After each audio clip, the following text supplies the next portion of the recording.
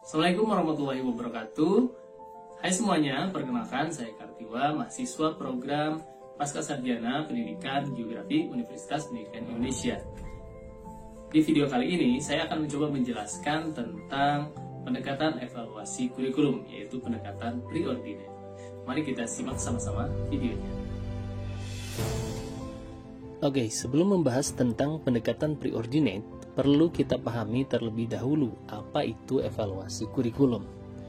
Kurikulum sejatinya berisi program-program yang hendak dicapai.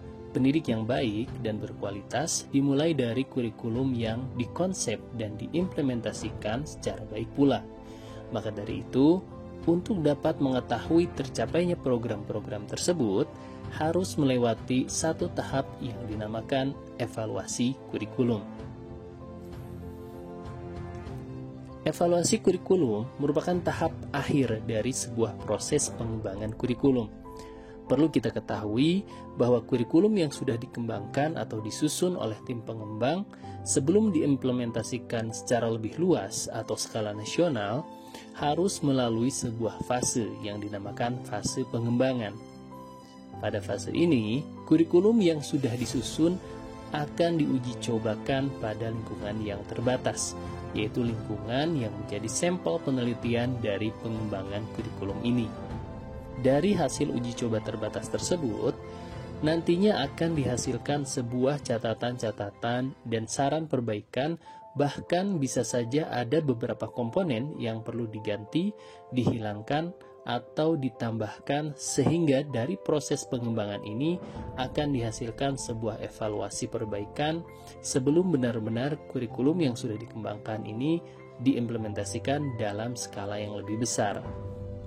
Jadi, dalam hal ini penting bagi kita sekalian ketika misalkan mengembangkan kurikulum harus melalui tahap evaluasi kurikulum.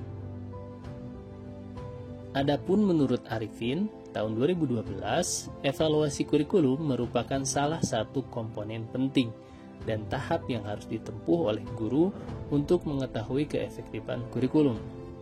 Hasil yang diperoleh dapat dijadikan balikan atau feedback bagi guru dalam memperbaiki dan menyempurnakan kurikulum yang digunakan di sekolah.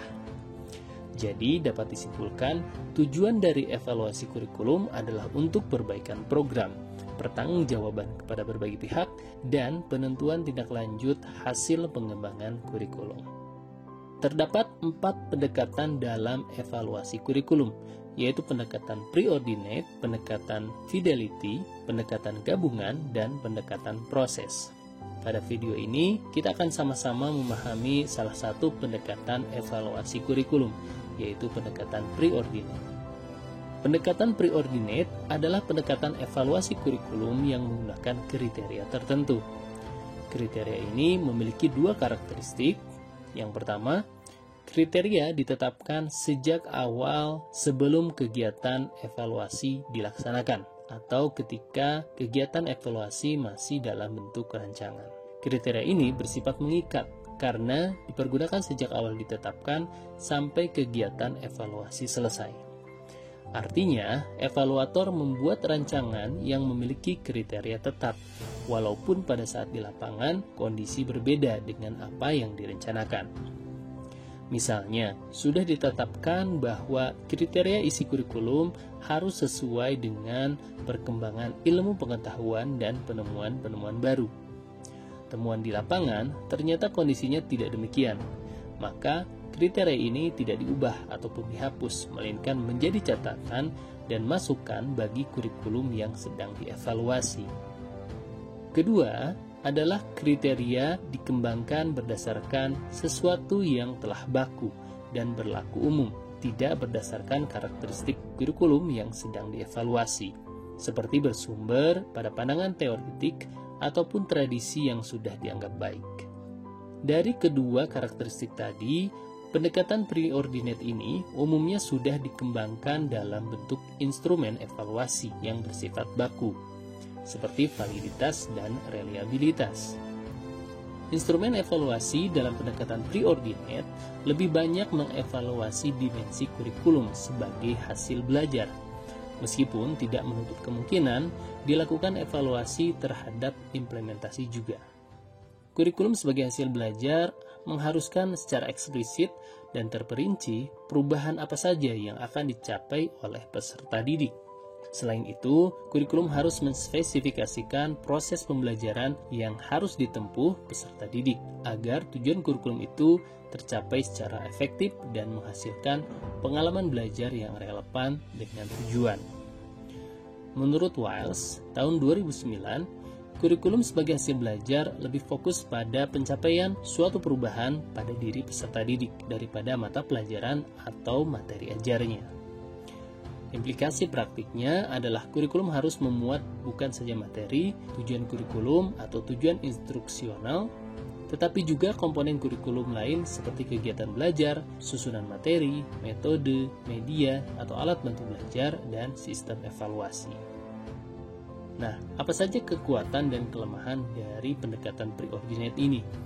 Kekuatannya adalah pendekatan ini kriterianya jelas dan baku, sehingga evaluasi kurikulum memenuhi standar yang sama. Kelemahan dari pendekatan ini, tidak seluruh karakteristik kurikulum dievaluasi, di mana yang dievaluasi hanya yang bersifat umum saja, dan ini tidak dapat melihat kelemahan kurikulum secara utuh.